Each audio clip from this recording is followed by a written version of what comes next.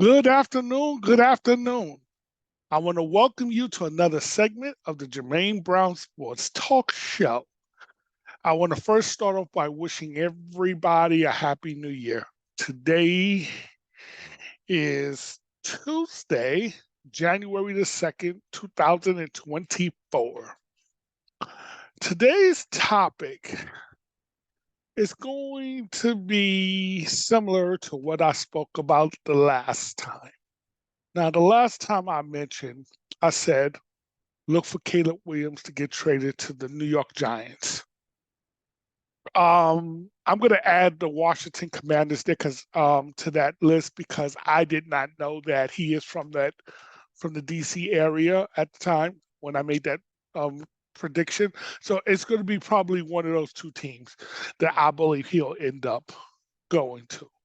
But today's topic is going to be about why, in my opinion, and again, this is strictly my opinion, Caleb Williams is not only the best quarterback, he's not only not the best quarterback in this draft, but if I was a GM, there is one quarterback in this draft that if I was to move off of Justin Fields for, it would not be for Caleb Williams. It would be for Michael Penix Jr. Why do I say that? And again, some people going to think, well, okay, Jermaine, you're being prisoners at the moment because of what he did last night in the Sugar Bowl to Texas and stuff like that. No. I felt from early this season. Now, I'm gonna be straight with all of you. I'm gonna full disclosure, full disclaimer. At the beginning of the college football season, I said Caleb Williams was that dude. He was that generational quarterback that everybody claimed he was. He was the best quarterback in college football, bar none. And I said it wasn't even close. So I'm just going to be straight. That's what I said at the beginning of the season. But as the season was rolling along, I started to see some things that I didn't like, and I already spoke about that in previous videos, so I'm not going to rehash those. But I'm just going to just speak about the game itself, not the personality, not the off the field. I'm going to get a little bit into that later and why these teams fail, because I'm going to get into that a little bit later. But this is going to be a lot about on the field. That on the field, the best quarterback is not Jaden Daniels, who had an excellent season there at LSU. I will admit that. He had a great season at LSU, and he has really come along from his freshman season when he was at Arizona State University. He wasn't very good, and I really didn't think too highly of him, but he came on this year, so I got to give him his props. I got to give him his props. He had a great season this year, but it's not Jaden Daniels from LSU. It's not Drake May from UNC, who I thought had an okay season. I don't think he was as good this year as he was last year. Obviously, I don't think Caleb Williams was as good this year as he was last year. And I also don't think Bo Nix is as good as he was. No, he was great this year. Bo Nix was great from Oregon. But there's one quarterback to me who was the best that I've seen consistent playing the quarterback position from September to December, or really, yeah, December. I'm not even going to count yesterday's game. And that was Michael Penix Jr., the left-handed quarterback from Washington. Now, I'm going to tell you the positives and the negatives of Michael Penix Jr. Let's start with the negatives. He's had 4 injuries, season-ending injuries. The man can't stay healthy. That's the biggest issue with him, particularly his knees. He had 3 ACL tears in his knees. And those are legitimate concerns. And that's the reason why you don't hear his name going higher than it should. I think if he didn't have those injury concerns, let's say he had no injuries, and he was the same age, and that's the second factor. because he's in his sixth college season. So he's a little bit on the older side than the other quarterbacks. Those are the two negatives about him. Now, what are the positives? Deadly accuracy, folks. Now, he plays the quarterback position the way you want it played. Now, don't get me wrong. I love the athletic quarterbacks, you know, the Lamar Jacksons, the Mike Vicks, the Jalen Hurts, the Patrick Mahomes, the Josh Allens, you know, Justin Fields. I love the way they play the position. Don't get me wrong. I do. But none of them guys that I mentioned, and they're all great. Some will be future Hall of Famers, some will not. None of them plays the position like my man Michael Penix Jr. Michael Penix Jr. is an athletic version of Kurt Warner. One thing about Kurt Warner was he was deadly accurate. Very accurate. He just didn't have the mobility. He's an athletic version of a Tua Tagovailoa. I think I pronounced his name correct. I hope I did. And if I didn't, Tua, I apologize. I just have trouble with your name. So I'm going to call you Tua T or Double T, okay? Because why? The one thing about Tua, he's accurate. When he's able to plant his back foot and throw on time, on course, he's very accurate because he throws to the open receiver. He throws before the receiver gets open. He's very accurate. But the way you can get to disrupt Tua is you can get him off his spot. If you're able to get him off his spot and force him on the move, his accuracy goes down. And obviously, since he has no mobility or very limited mobility, he's not going to outrun you, so he can't really go anywhere. So you could mess up Tua's game, just like you can mess up Kurt Warner's game if you get him off his spot. But his accuracy, folks, and to me, the quarterback position is about accuracy. There's no question about that. This man can throw into tight spots. See, a lot of college quarterbacks, whether it's Justin Fields, Trevor Lawrence, all these boys, okay? And they're great college quarterbacks, including Caleb Williams. These are all great college quarterbacks, but they're throwing a lot to wide open receivers. Let's keep it real. Mac Jones had accuracy in Alabama. You know why Mac Jones is failing in the pros? Because he's not throwing to wide open receivers like he was in college. He's forced to throw into tight windows. And since he has no mobility and he don't have the strongest of arm, he's failing. And I don't think the New England Patriots has done a good job in developing him. Okay? This man's accurate. But now that brings me to Michael Penix Jr.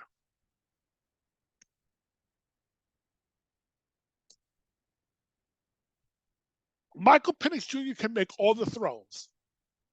So, arm strength, not a problem. He can make all the throws. Into short, intermediate, all the throws. But here's the thing. His receivers are not always wide open. They're open a lot, but when they're not, he's still able to throw with pinpoint accuracy. And that's what sets him apart from a lot of these other quarterbacks. Bo Nix has high completion percentage. All these guys have high completion percentage, but what it is they're throwing to wide open guys. And in the pros, those windows are not going to be as open. But can you still fit that ball in there? Because in the pros, when the guy is just this much apart, that's open in the NFL. Where in college, it's like this, it's a big,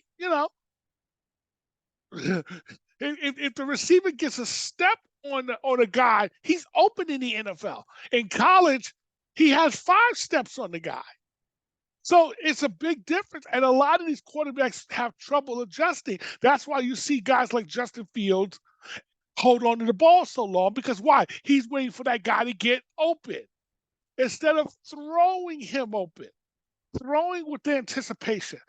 Now he can fit into some tight windows, but he doesn't do it consistent enough that say, hey, you know what? And that's the Fields problem.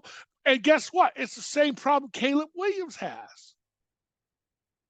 Caleb Williams holds on to the ball because he's looking for that guy to get wide open.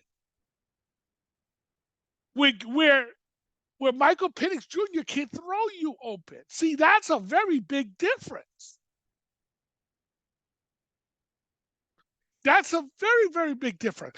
In my opinion, and listen, go back to the 2021 draft. Anybody who knows me I said, look,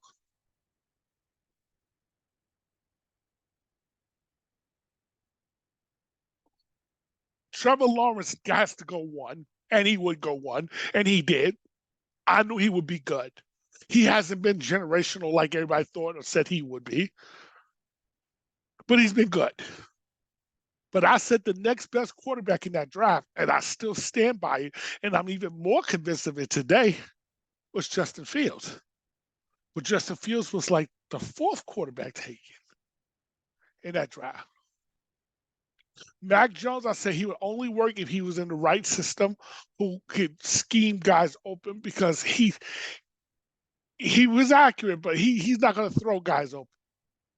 He don't have the mobility, so he can't get out of trouble the way a Justin Fields or Trevor Lawrence or one of those guys could. So I know he would struggle if he wasn't in the right system. Trey Lance, too raw. The man really he really threw the ball and, he really played quarterback. So you didn't know. And Zach Wilson, I'm not even going to get into that. Now, but the media and everybody's going to ignore what Michael Penix is doing because why? His age and his injury history. That's the reason why you don't hear about him going number one.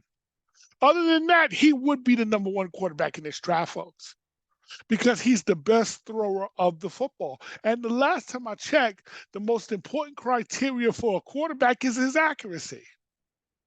Not his athletic ability, his accuracy. Now, guess what? Michael Penix is a better athlete than I thought he was. Now, I knew he was a great athlete earlier in his career because I saw him at Indiana because, I do watch a lot of Big Ten football. Before he transferred over to Washington. I didn't see him as much in Washington as I did when he was at Indiana.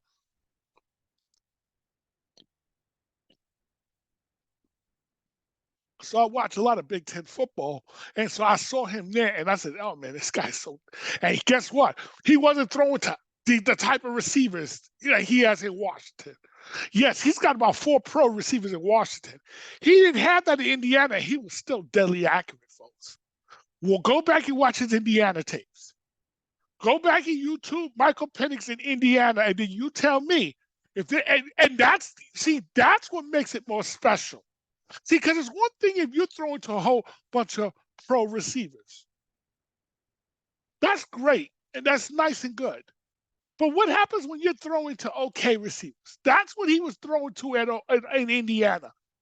You ain't going to see a bunch of Indiana receivers coming to the pros. But Washington has about 3 or 4 pro wide receivers out there. But you ain't going to see that in Indiana. Yet, go back and look at his accuracy in Indiana. Forget what he did at Washington. Go back and watch his games at Indiana and look at his accuracy then. He kept Indiana relevant. He put them on the map when he was there. He was the reason they were any good. Now, they weren't championship good. They wasn't Big Ten championship good because now, hey, they just didn't have enough talent. But it's not like Indiana he was throwing the 4 and 5 star recruits. He wasn't doing that in Indiana. But go back and look at it. Matter of fact, I'm going to look him up right now. Michael Penix Indiana career. Let me see. Give me 1 second. I'm going to show you his numbers.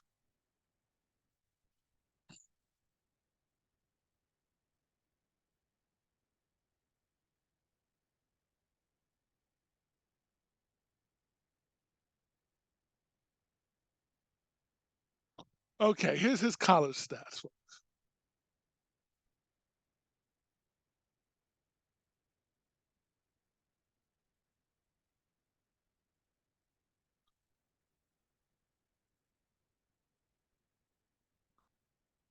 Okay, his first year at Indiana. Well, he only played 3 games as a freshman, so I'm not going to count that.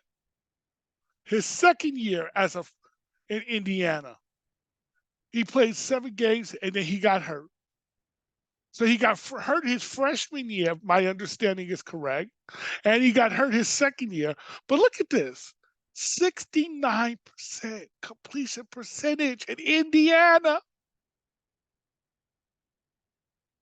And then his last 2 years, he played 6 games and 5 games, and he just threw just like 56% and 54%. And he was playing with injuries, folks. But when healthy, hey, and see, that's the thing that scares people is his injury history. And I'm gonna be honest, if I was a GM, that would concern me too. That's the reason you're not going to hear him go number 1. But look at his 2 years in Washington when he went to the Pac-12. 65%, 66, 67%, which is this year.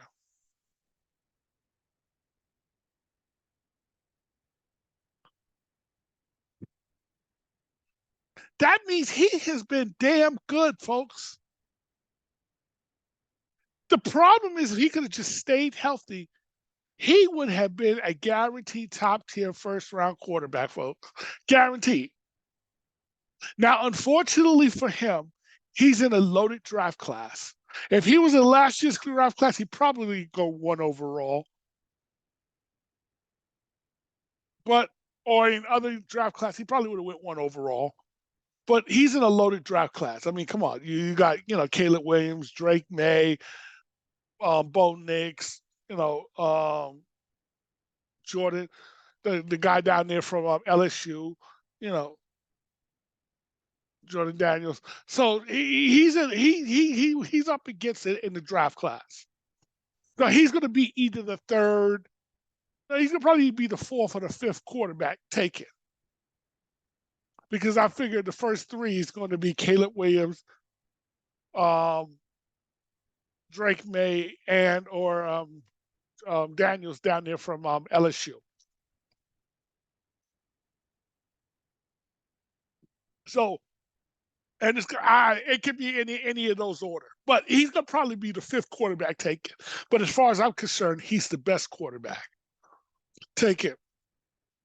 And it's funny because you're going to be hearing from now until draft day, which comes around in April, or usually comes in April. Here's what you're going to be hearing around on draft day: how Caleb Williams is this generational quarterback. He's the lock.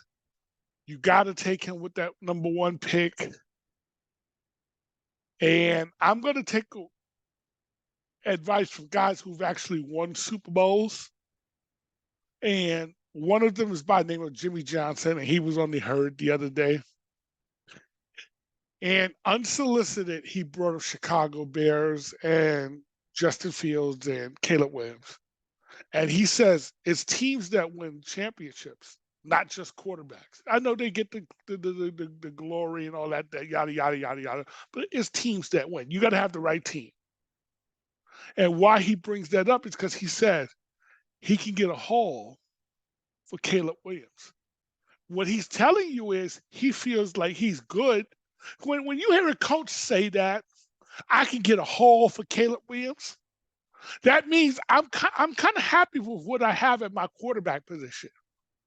Because if I was not happy with my quarterback position, folks, I'm not even thinking about getting a haul for Caleb Williams. I would just go ahead and get Caleb Williams or whoever the player is. But if I say I can get a haul for that pick, that means I'm happy with what I have. Or I can live with what I have. And so now, and this is my rule. if you're going to move off of a guy, and we're talking quarterbacks here, you got to ask yourself a couple of questions. Number one, is the player that you're looking to draft a significant upgrade over what you currently have?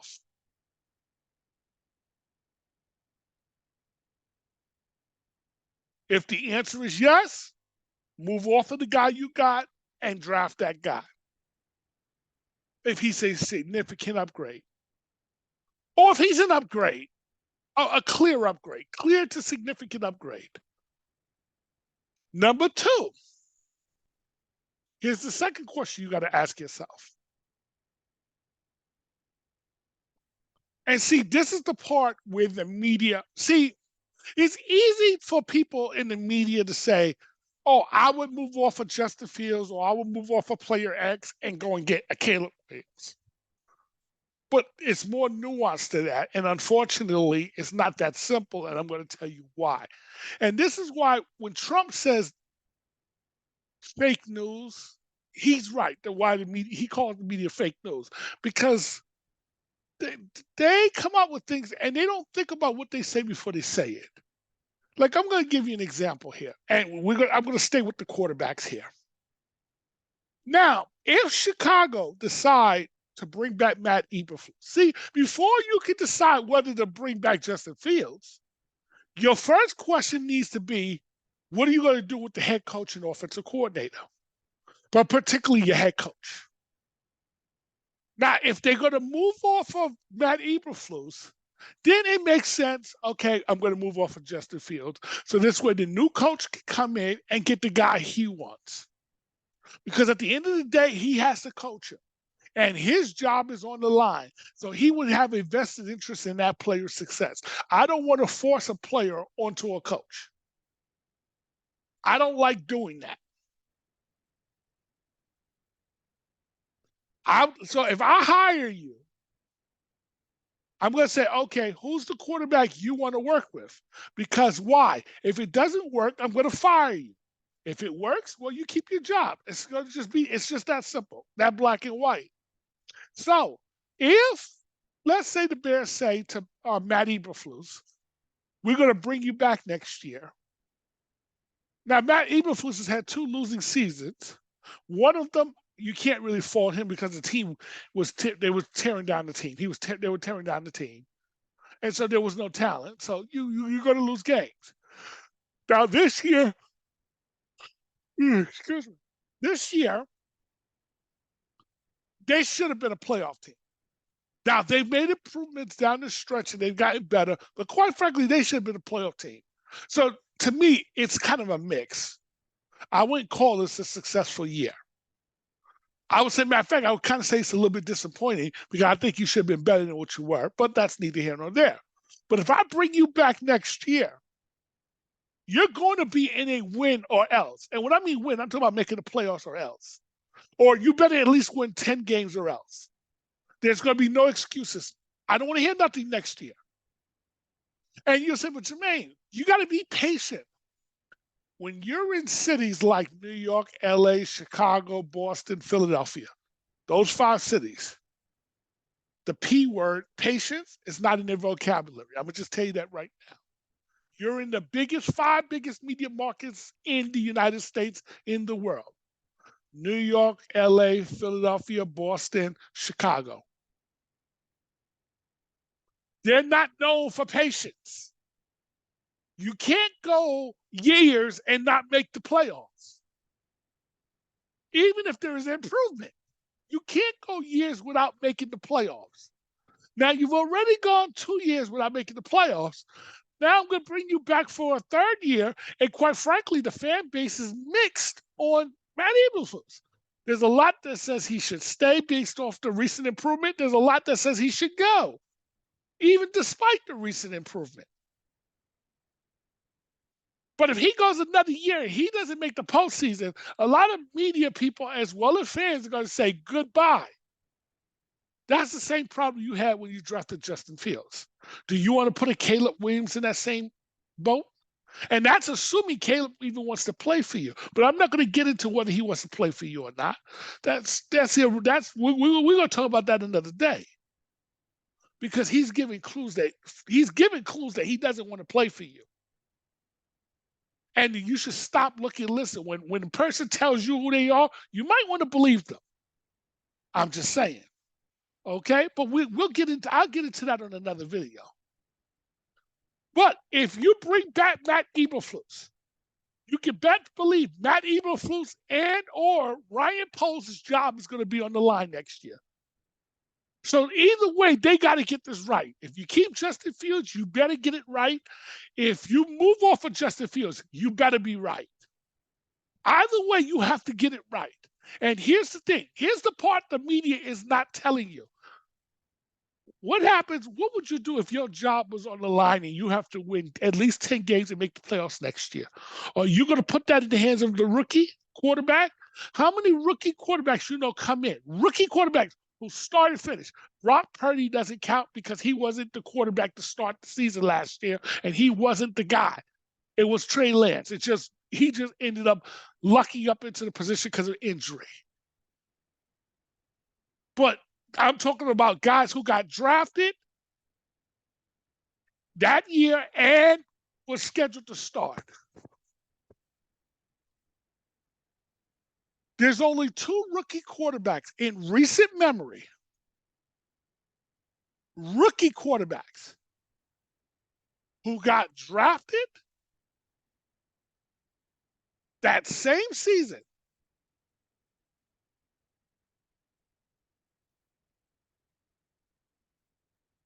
or 3. There might be 3. I'm sorry. 3 in recent memory. No, there wasn't 3. Sorry, it was 2. 2 rookie quarterbacks who got, in recent memory, who got drafted and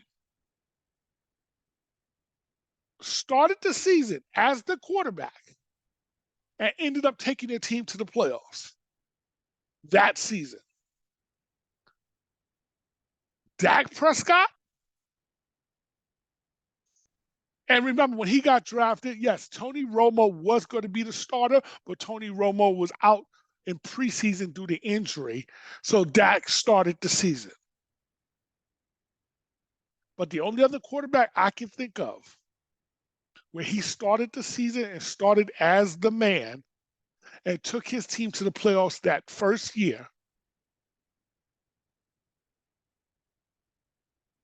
Ben Roethlisberger.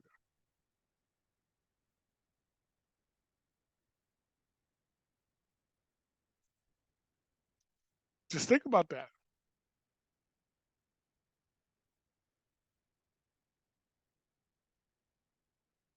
Matter of fact, let me just double check. Rookie QBs who to make playoff.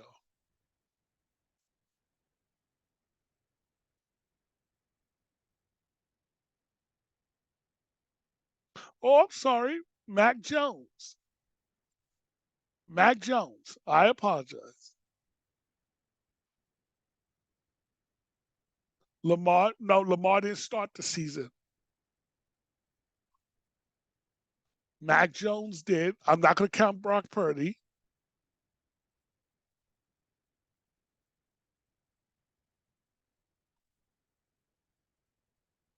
Dak Prescott started the season, so yeah.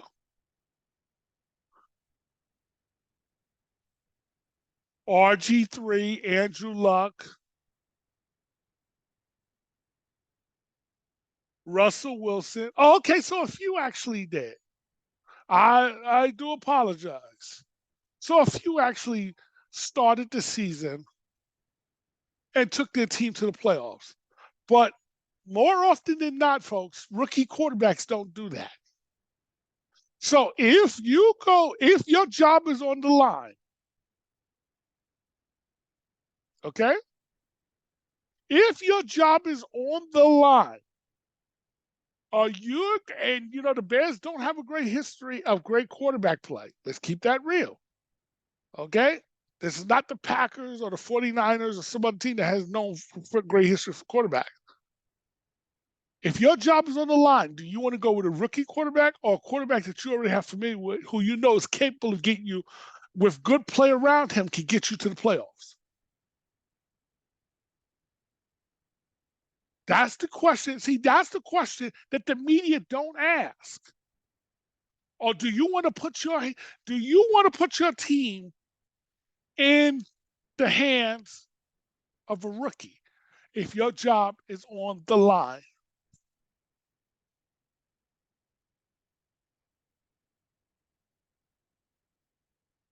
Just think about that. Do you want to put your team in the hands of a rookie? Oh, and by the way, those quarterbacks that I mentioned, Mac Jones, the Patriots. What have the Patriots until recently been known for doing? Making the playoffs. Okay. Um, Let me see. I mentioned Dak Prescott, 2016, Dallas Cowboys. They were a playoff team already. So they were already ready made. These weren't teams where they had to come to and all of a sudden now get them. These were teams that were already playoff type teams. They already had playoff talent. They just needed the quarterback to get them there. RG3, okay?